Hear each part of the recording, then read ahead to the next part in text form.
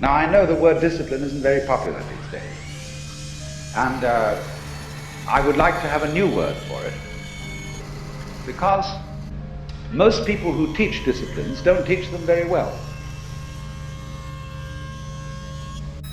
As if a discipline was something that is going to be extremely unpleasant, and that you're going to have to put up with. But that's not the real secret of discipline. I would prefer to use the word skill.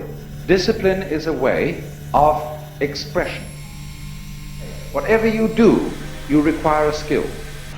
And it's enormously important to understand that there is absolutely no possibility of having any pleasure in life at all without skill. Money doesn't buy pleasure, ever. So, in other words, you can't have pleasure in life without skill. But it isn't an unpleasant task to learn a skill.